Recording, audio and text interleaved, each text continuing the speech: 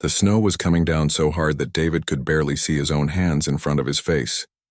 He'd been working on cars in this small Minnesota town for over 15 years, and he'd never seen a storm like this one. The weather guy on the radio kept saying it was going to be the worst blizzard in decades, and from what David could see through his shop window, the man wasn't lying. David's auto repair shop sat right at the edge of Millbrook, a quiet town where everybody knew everybody else's business. He'd built up a good reputation over the years, fixing everything from old pickup trucks to fancy sports cars. Some folks had been slow to warm up to him when he first arrived, but honest work and fair prices had a way of changing minds. Now most people in town trusted him with their vehicles, and that meant everything to a man trying to make an honest living. The wind was howling like a wild animal outside, shaking the windows of his shop. David had been planning to head home an hour ago, but he wanted to finish up the brake job on Mrs. Patterson's sedan. She was 83 and needed her car to get to her doctor appointments. He couldn't let her down, storm or no storm. As he tightened the last bolt, the lights flickered. The power had been going on and off all afternoon, and David knew it was only a matter of time before it went out completely. He had a backup generator, but it would only keep the essential lights on. Everything else would have to wait until the storm passed. He was cleaning his tools when he saw something strange through the frosted window. At first he thought it was just the wind blowing snow around, but then he saw it again. Someone was out there, stumbling around in the blizzard like they were lost. David dropped his wrench and ran to the window, pressing his face against the cold glass. Sure enough, there was a person out there, barely visible through the swirling snow. They were moving slowly, like they could barely stay on their feet. David didn't think twice. He grabbed his heavy winter coat and ran outside into the storm. The cold hit him like a slap in the face. The wind was so strong it nearly knocked him over, and the snow was falling so thick he could only see a few feet in any direction. He called out, but his voice was swallowed by the howling wind. Hey, you out there. Can you hear me?" He followed the footprints in the snow, though they were filling up fast. After what felt like forever but was probably only a few minutes, he found her. It was a woman, probably in her 50s, wearing a thin coat that was no match for this kind of weather. She was shivering so hard she could barely stand, and her lips were starting to turn blue. "Ma'am, are you okay? What are you doing out here?" She looked up at him with glassy eyes like she was having trouble focusing. "My car," she said through chattering teeth. "It went off the road. I've been walking for, I don't know how long." David didn't waste any time. He put his arm around her shoulders and helped her back toward his shop. Each step was a battle against the wind, but finally they made it inside. The warmth hit them both like a wall, and the woman nearly collapsed from relief. "Sit down right here," David said, guiding her to an old chair near his wood-burning stove. He grabbed some blankets from his office and wrapped them around her shoulders. "We need to get you warmed up before anything else." He threw more wood into the stove and stirred up the fire until it was roaring. Then he went to make some hot coffee, though his hands were shaking from the cold and adrenaline. When he came back, the woman was starting to look a little more alert. "Thank you," she said, accepting the steaming mug. "I thought I was going to die out there." "You might have," David said honestly. "This storm came in faster than anyone expected. What's your name?" "Eleanor," she said, taking a sip of coffee. "Eleanor Hartwell." David nodded and introduced himself. "I'm David Washington. Now tell me about your car. Where did you leave it?" Eleanor pointed vaguely toward the old county road. "About half a mile back, I think. Maybe more. I was driving, and the snow was getting worse, and then I hit something under all that white. Next thing I knew, I was stuck in a ditch." David looked out the window. The storm was getting worse by the minute. "We're not going anywhere tonight," he said. "Roads are probably impassable by now, and even if they weren't, it would be suicide to go out in this." He called the sheriff's office, but the line was busy. He tried the fire department and got the same thing. Finally, he reached someone at the county emergency services, but they weren't much help. "All our crews are dealing with accidents and power outages," the dispatcher told him. "We can't get anyone out there until this storm passes. Probably not until tomorrow morning at the earliest." David hung up and turned back to Eleanor. "Looks like we're stuck here for the night. But don't worry. I've got food, water, and enough firewood to keep us warm." "We'll be fine." Eleanor nodded, but she looked nervous. She kept glancing toward the windows like she was expecting to see something out there in the storm. "I appreciate your help," she said. I really do. But I need to get to town as soon as possible. What's so urgent that it can't wait for the storm to pass? Eleanor hesitated, like she was trying to decide how much to tell him. Family business, she said finally. I haven't been back to Millbrook in a long time, and there are things I need to take care of. David studied her face in the firelight. There was something about the way she said it that made him think there was more to the story. But he'd learned over the years that sometimes people needed their privacy, especially when it came to family matters. Well, you're safe here, he said. That's what matters right now. As the night wore on, they talked about small things. David told her about his shop and some of the interesting cars he'd worked on over the years. Eleanor listened, but she seemed distracted, like her mind was somewhere else.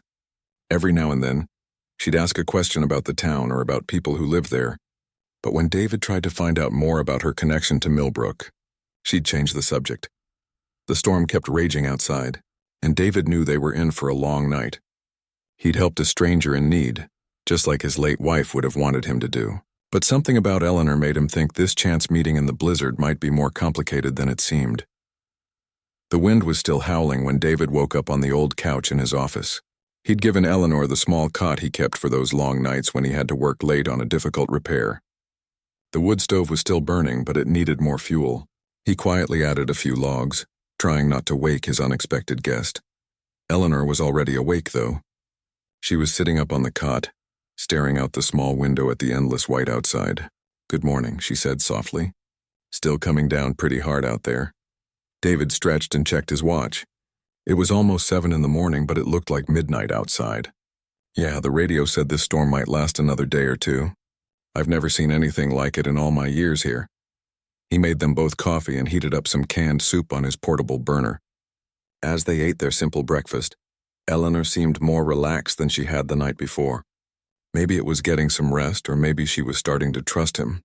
Either way, she began to open up a little more. "I grew up here," she said suddenly, stirring her soup. "In Millbrook, I mean. Left about 30 years ago and never looked back.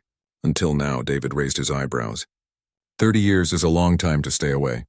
Must have been something pretty serious to keep you gone that long. Eleanor's face darkened. "There was a tragedy in my family. My father died and, well, let's just say it wasn't a happy time. I had to leave for my own sanity." She looked around the shop, taking in all the tools and equipment. "This used to be Peterson's garage, didn't it? Old man Peterson fixed my father's cars back in the day." "That's right," David said, surprised. "I bought it from his son about 15 years ago when I moved to town." "How did you know that?" "I spent a lot of time here as a kid.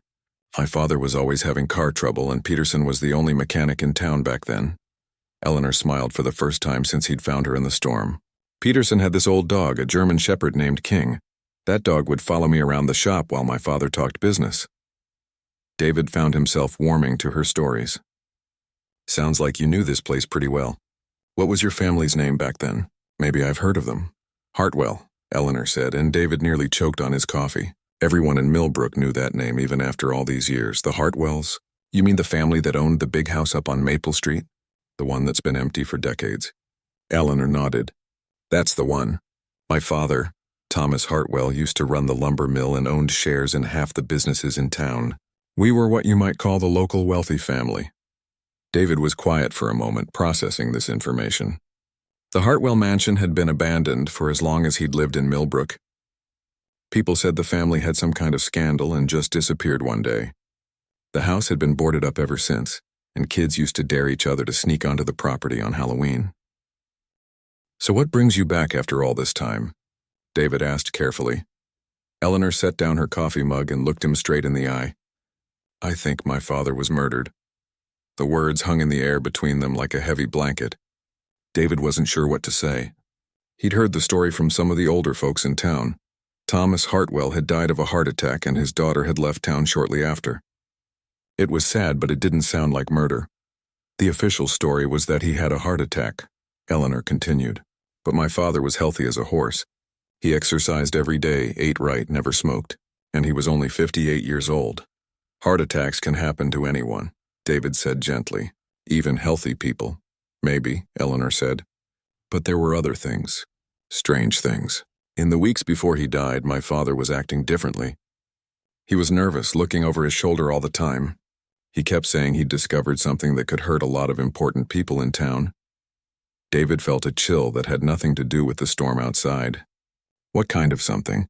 That's what I'm here to find out.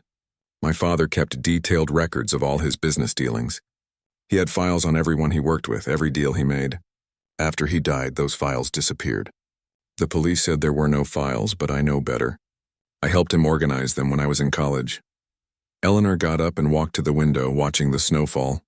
There was one place he might have hidden backup copies. He was paranoid about keeping important documents safe, so he had a safety deposit box at the bank. But I need to get into town to access it. David joined her at the window. The storm seemed to be getting worse instead of better.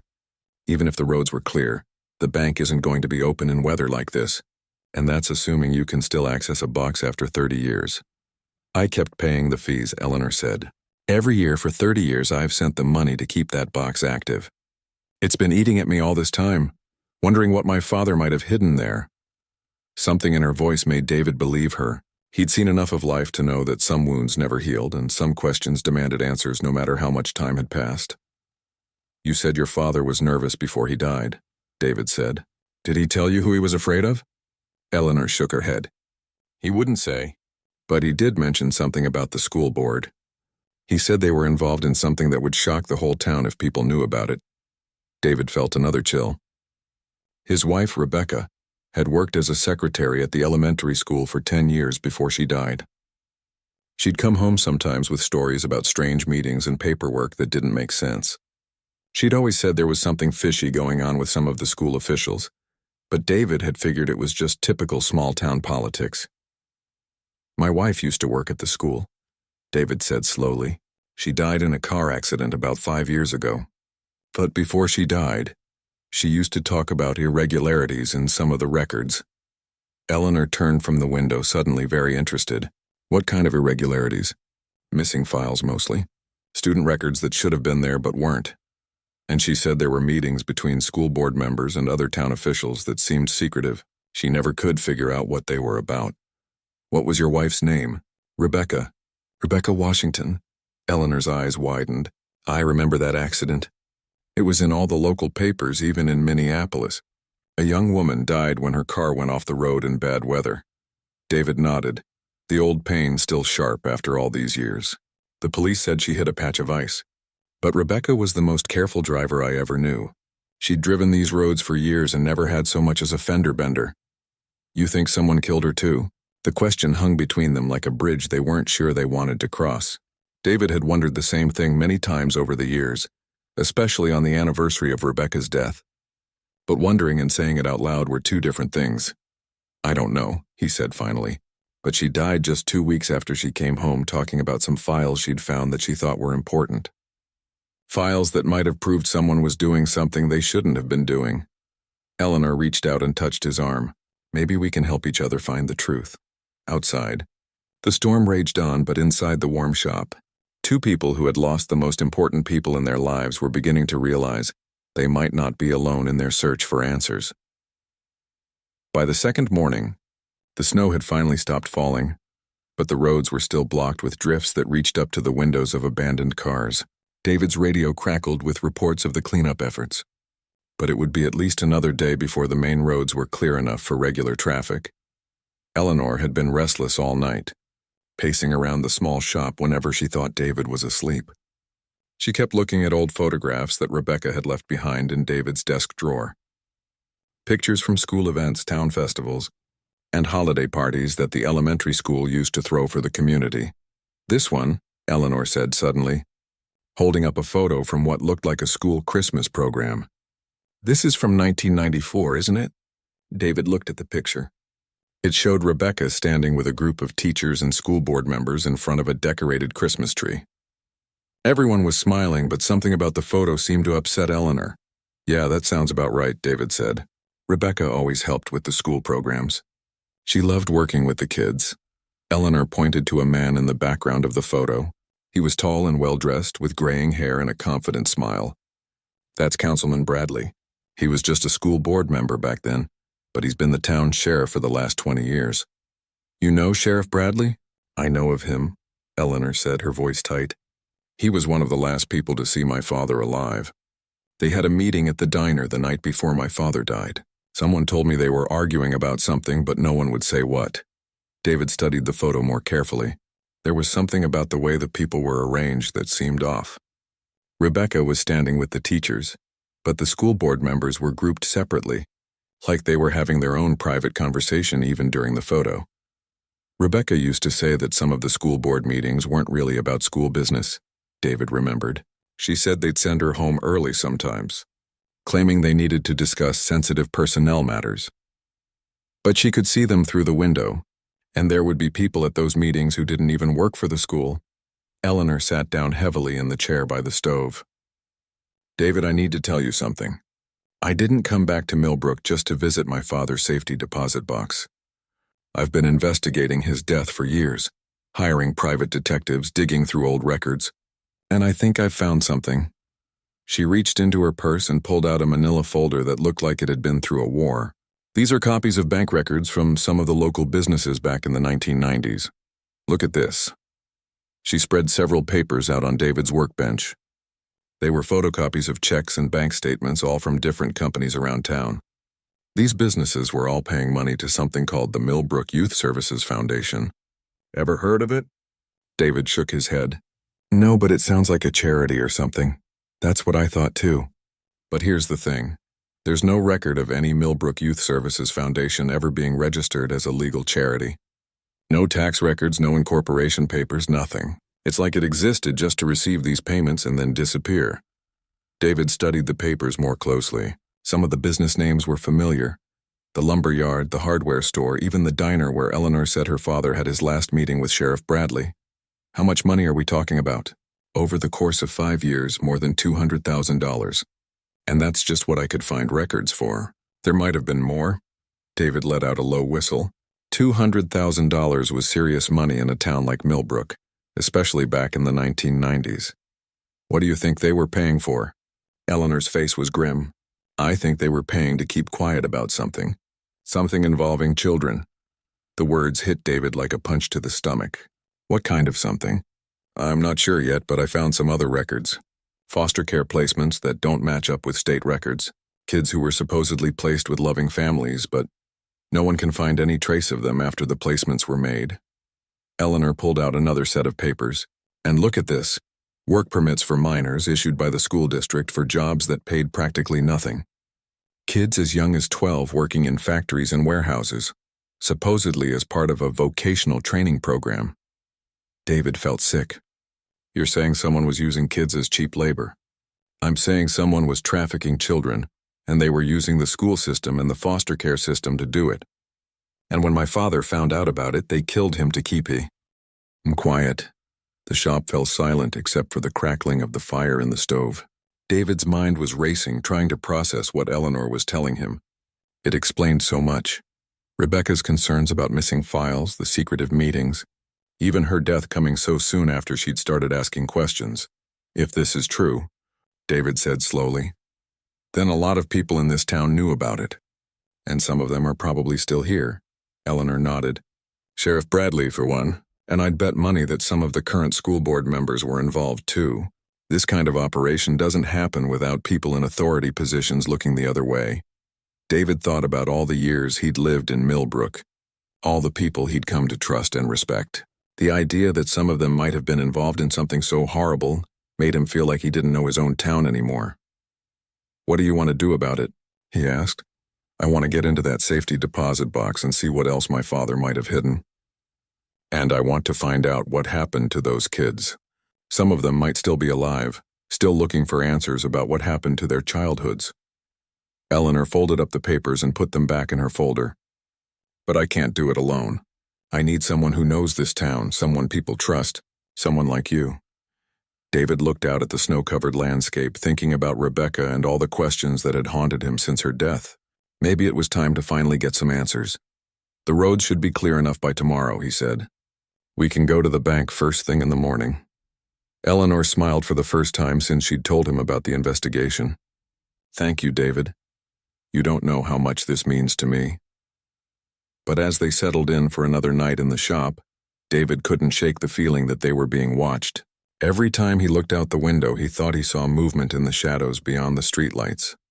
Maybe it was just his imagination, or maybe word was already getting around town that Eleanor Hartwell had come home. The roads were finally clear enough to drive by the third morning, though David had to dig his truck out of a snowdrift that reached up to the door handles. Eleanor had been up before dawn, pacing nervously around the shop while David worked to get them mobile. "You sure you want to do this?" David asked as they climbed into his old pickup truck. "Once we start digging into this stuff, there's no going back." Eleanor buckled her seatbelt with determination. "I've been waiting 30 years for this chance. I'm not backing down now." The drive into town was eerie. Most of the businesses were still closed due to the storm damage, and the streets that were usually busy with morning traffic were nearly empty. The few people they saw were focused on digging out their own driveways and didn't pay much attention to David's truck as it made its way toward the bank. First National Bank of Millbrook was a small, old-fashioned building that had been serving the community for over 100 years. David had done some repair work on their heating system a few years back, so he knew the layout pretty well. The bank manager, Mrs. Chen, had always been fair with him, extending payment plans when times were tough. "You think she'll let you into the box after all these years?" David asked as they parked outside.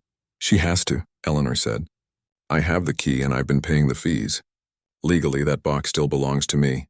Inside, the bank was warm and quiet. Mrs. Chen was behind her desk, looking frazzled as she dealt with storm-related insurance claims and customers who couldn't get to their safe deposit boxes for the past 3 days. "David Washington," she said with a smile. "I was wondering when you'd dig yourself out. How did your shop weather the storm?" "Pretty well, thanks to that new roof you helped me finance last year," David said. "Mrs. Chen, I'd like you to meet Eleanor Hartwell. She needs to access a safety deposit box that her family has maintained here." Mrs. Chen's expression changed immediately when she heard the name, Hartwell. "Oh my," she said quietly. "I haven't heard that name in years. Are you Thomas Hartwell's daughter?" "I am," Eleanor said, producing her identification and an old key. "I need to access box number 247. Mrs. Chen looked at the paperwork for what seemed like forever, checking and double-checking Eleanor's identification against her records. Finally, she nodded. "Everything appears to be in order. Follow me, please." The safety deposit box room was in the basement of the bank, behind a heavy vault door that looked like it belonged in a movie. Mrs. Chen used her key along with Eleanor's to open the long, narrow box. Then she discreetly left them alone. Eleanor's hands were shaking as she pulled the metal box out of its slot. "This is it," she whispered. "Whatever my father wanted to keep safe, it's in here." The box was heavier than David expected. Eleanor opened it carefully, and they both leaned in to see what was inside. There were dozens of documents, all neatly organized in manila folders with handwritten labels. Financial records, correspondence, photographs, and what looked like copies of official government forms. Eleanor's father had been thorough in his record-keeping. "Look at this," Eleanor said, pulling out a thick folder labeled Youth Services Investigation. Inside were copies of the same bank records Eleanor had shown David, but there were many more of them. And there were names, lots of names. David recognized several of them immediately. Current city council members, the superintendent of schools, even the mayor. All of them had been involved in payments to the mysterious Millbrook Youth Services Foundation. But it was the next folder that made them both gasp. It was labeled Missing Children and contained photographs and documents about dozens of kids who had supposedly been placed in foster care or enrolled in vocational programs between 1990 and 1995. "These children," Eleanor said, her voice barely above a whisper. "Most of them were never heard from again after they entered the program." David studied the photographs. They were school pictures, the kind every kid gets taken once a year. But these weren't happy, smiling children. These kids looked scared, tired, and much too thin for their ages. "How did your father get all this information?" "He must have been investigating on his own," Eleanor said. "Look at this. He has records of visits to state offices, interviews with social workers, even private detective reports." At the bottom of the box was a sealed envelope with Eleanor's name written on it in her father's handwriting. With trembling fingers, she opened it and pulled out a single sheet of paper. "My dear Eleanor," she read aloud, "if you are reading this, then something has happened to me, and my fears have come true. I have discovered something in our town that goes against everything I believe in. and I cannot stand by and do nothing." The letter went on to explain how Thomas Hartwell had stumbled onto the child trafficking operation, almost by accident. One of his lumber mill employees had come to him with concerns about his nephew, a foster child who was supposedly living with a loving family, but was actually being forced to work in dangerous conditions at the mill for almost no pay. The boy was 12 years old, Eleanor continued reading, and he was working 10-hour shifts operating machinery that could have killed him. When I tried to report this to the authorities, I discovered that the authorities were the ones running the operation. David felt a cold anger building in his chest. These weren't just numbers on a page, these were real. Children who had been hurt and exploited by the very people who were supposed to protect them. The letter concluded with a warning. "I have tried to gather enough evidence to expose this operation, but I fear they know what I am doing. If something happens to me, please take these documents to the state police or the FBI. Do not trust anyone local. This corruption goes too deep." Eleanor looked up from the letter with tears in her eyes. He knew they were going to kill him, but he kept investigating anyway. "Your father was a brave man," David said quietly. "And now we know what Rebecca was looking into when she died. She must have found some of the same information through the school records." They spent the next hour going through all the documents, trying to piece together the full scope of the operation. It was worse than either of them had imagined. Not only had children been trafficked for labor, but some had been sent to homes where they suffered abuse and neglect.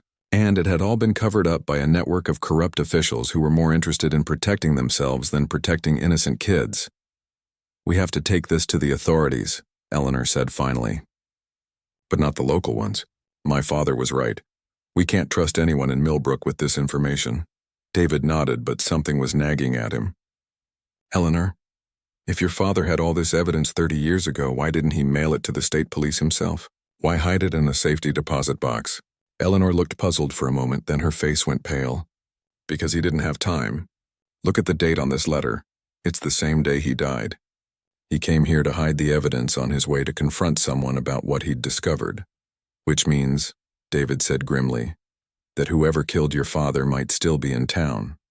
And they're going to be very unhappy to learn that we found his evidence." As if on cue, they heard footsteps on the stairs leading down to the vault. Heavy, deliberate footsteps that didn't sound like Mrs. Chen's. Eleanor quickly stuffed the documents back into the safety deposit box, but they both knew it was too late.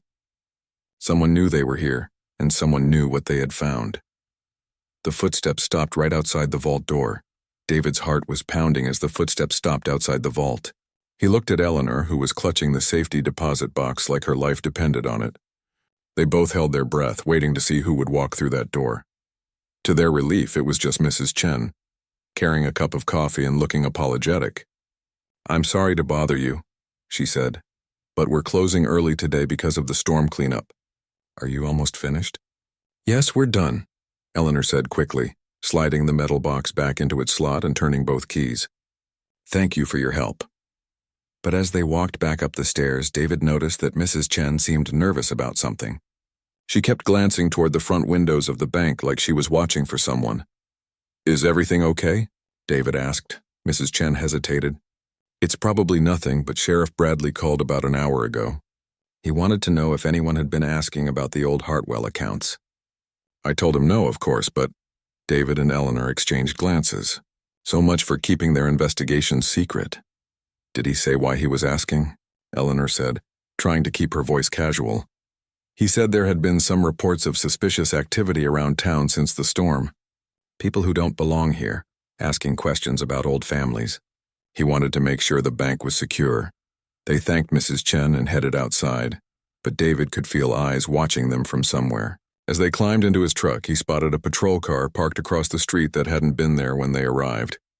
"Don't look back," David said quietly as he started the engine. "Just act normal. We're going to drive to my house like we don't have a care in the world." The patrol car followed them at a distance, but it didn't try to pull them over. David took a roundabout route through town, partly to see if they were still being followed and partly to buy time to think. "We need to get those documents to someone in authority who isn't part of this," Eleanor said. "But who can we trust?" David had been thinking the same thing. "There's a state police barracks about 40 miles north of here. If we can get there with your father's evidence, we might have a chance. What about copying everything first? If something happens to the originals, good idea. I've got a scanner at my house. We can make copies and hide them somewhere safe before we make our move. But when they turned onto David Street, they both saw immediately that they had a problem. There were 2 more police cars parked in front of his house, and several men in uniform were standing on his front porch. Keep driving, Eleanor said urgently. Don't slow down, just keep going like we live somewhere else. David drove past his own house without stopping, his mind racing. If the police were at his house, they probably had a warrant to search it. And if they were willing to get a warrant this quickly, it meant they were desperate to find whatever Eleanor and her father had discovered. We need to go back to the bank, Eleanor said suddenly. We need to get those documents out of the safety deposit box before they figure out a way to get a court order. The bank is closed, Mrs. Chen said so herself. Then we'll have to find another way in.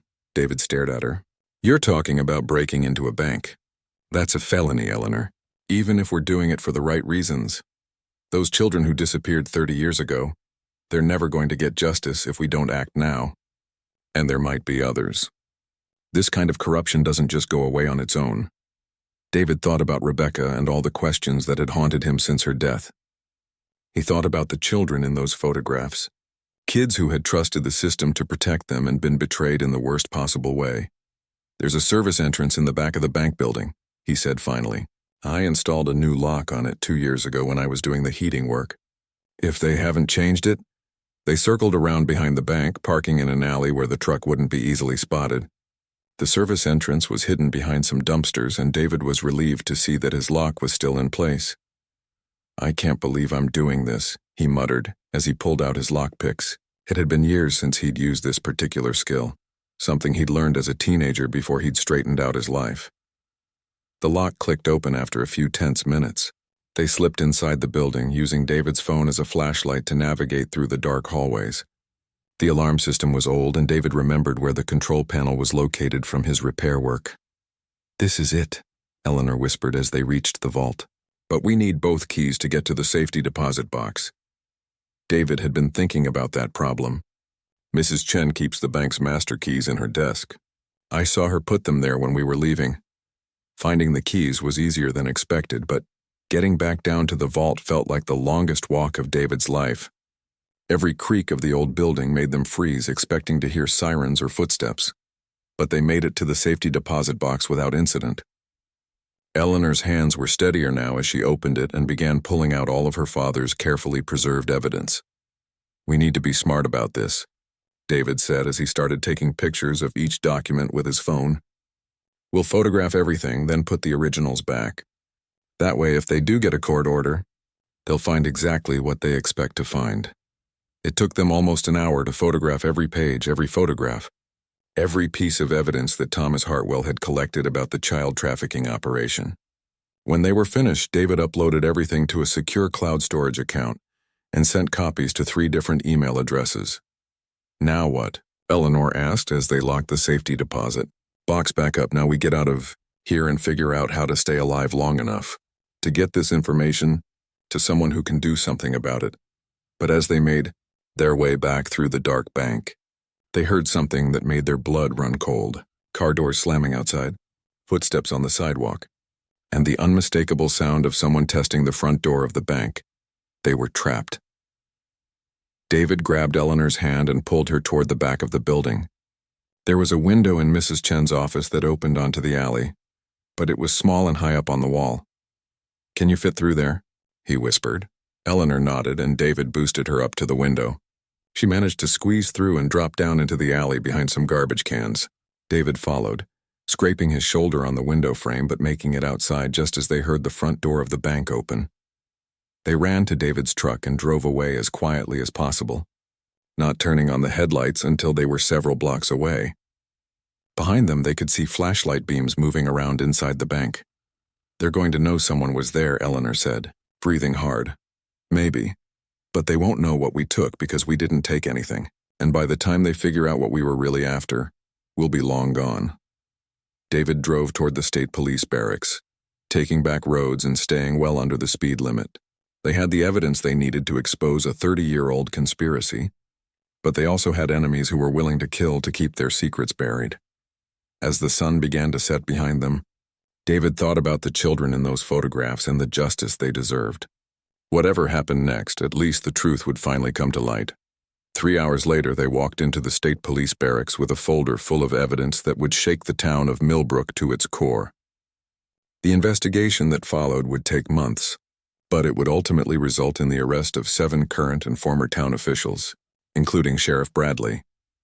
Eleanor decided to stay in Millbrook to help rebuild the community's trust and to establish a foundation for victims of child trafficking. David found himself appointed to a new citizen oversight committee, finally achieving the positive influence that Rebecca had always believed he could have. And sometimes, on snowy nights when the wind howled around his shop, David would think about how a simple act of kindness during a blizzard had led to justice for children who had been forgotten for 30 years. It proved that sometimes the most important journeys begin with just one step into a storm.